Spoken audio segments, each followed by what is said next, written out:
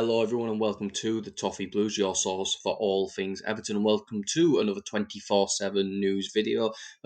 Not huge news today, but the Everton retained and release list has come out, so we're going to go through that and a few stories that have come out today. Again, like I said in the last video, if you see me looking over in this direction, that is just because I'm reading the notes for today's tweets. But first off, Everton have offered new contracts to Andy Lonergan, Seamus Coleman, and Tom Davies. Tom Davies is one that seems to have been the interesting one here. Andy Lonergan, of course, is again, it's the Scott Carson role. It's the third string goalkeeper who's barely ever going to play, who's just there to make up the numbers. Yeah, probably would be better for us to. Would it be better for us to give an academy player the first team training? I don't know. It'd probably be better to give him a loan spell, to be completely honest with you. So again, it's one that doesn't really matter. But Tom Davies is the one that's really divided opinion, as he always does. He's diverted. He's been a controversial figure at the club for his play mainly, not through anything else.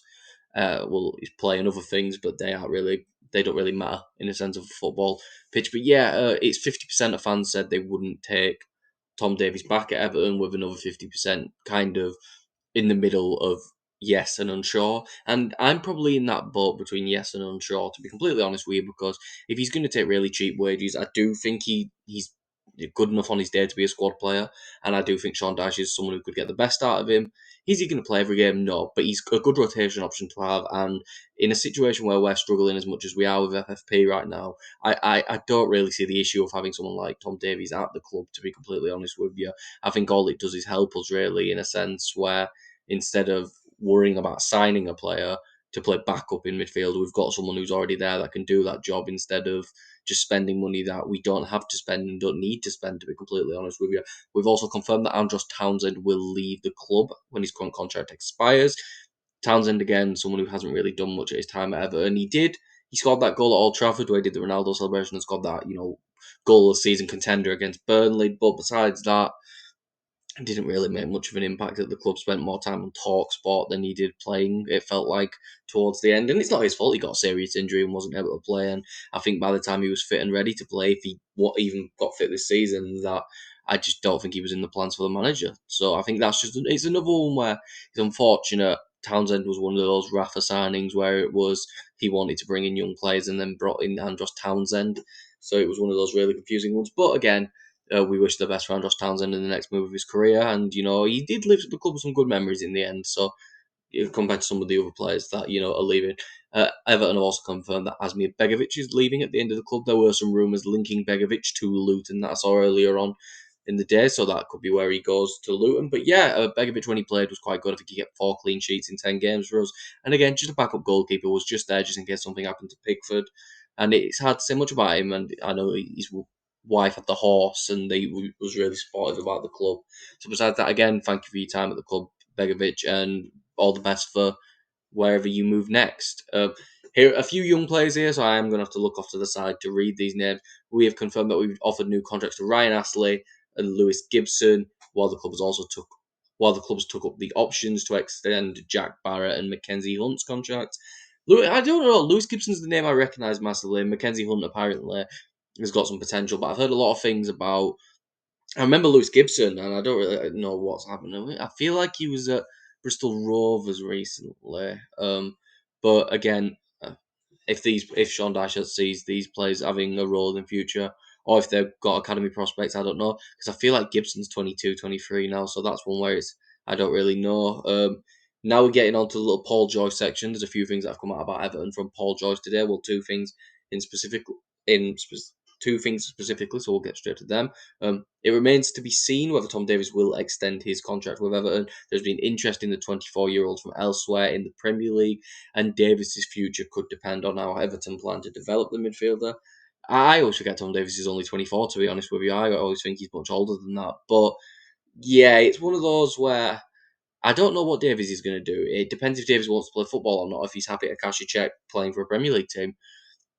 Played for his boyhood club as well, so I don't really know the approach Davies is going to take. Like I said, I'm more in the boat where I'd rather keep him than sell him if we can get him for a reasonably cheap contract, and because then we don't have to worry about signing another backup midfielder, and he's there to do a job of a hard worker in midfield. he's a bit, like I said, he's a bit error prone, but he's a hard worker and he'll put the graft in that a lot of players won't, to be completely honest with you. So for me, it's not the end of the world if he comes in. And also that Sean Dyche is looking to strengthen the squad with a new left back.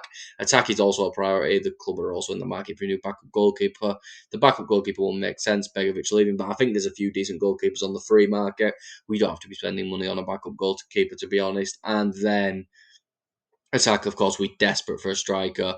We are absolutely desperate for a striker, and I think we need to get that signing done as soon as possible, to be honest, so the striker can integrate with the squad, get to know the team, and hopefully, score the goals that we need to not have to worry about relegation every season.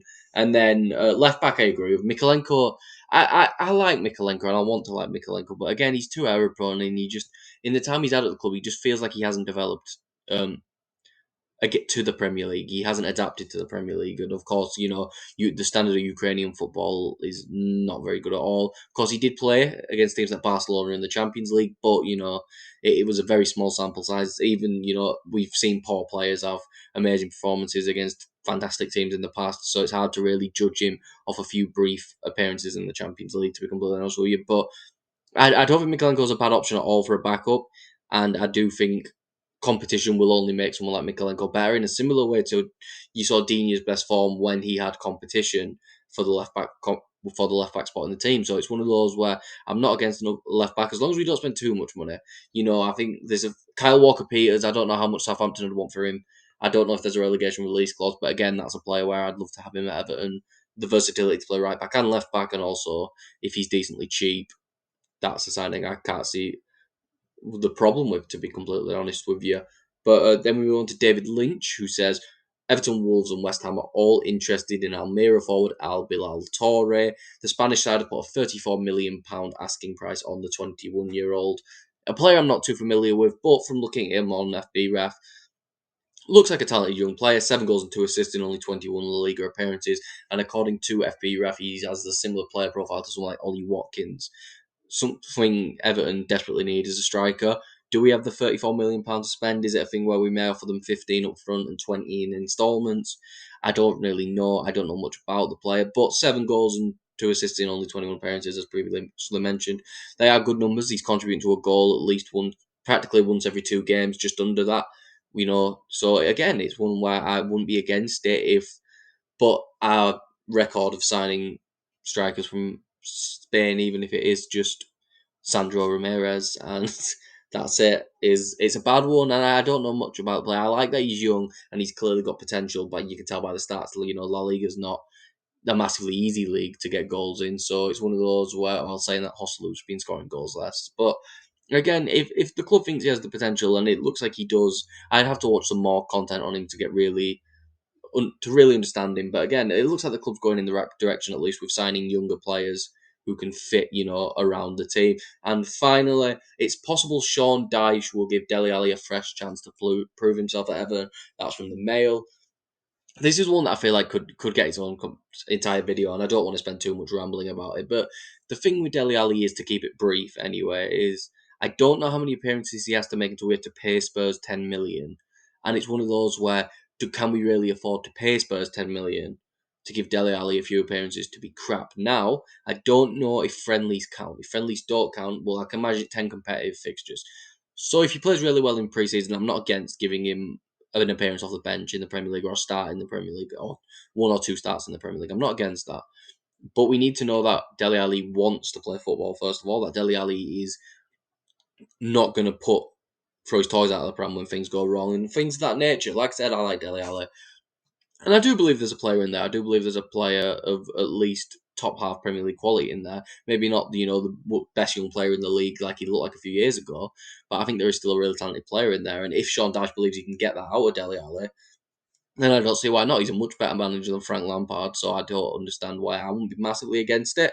But we'll have to see. I'm not too sure, and I can imagine there may be another video in the future talking about that when the news is more concrete that Dele Alli may be given a chance. But anyways, that is all. If you did enjoy this video, please make sure to like and subscribe. Follow us on Twitter at Everton Newsfeed, and follow me on Twitter at Callum Branham 3.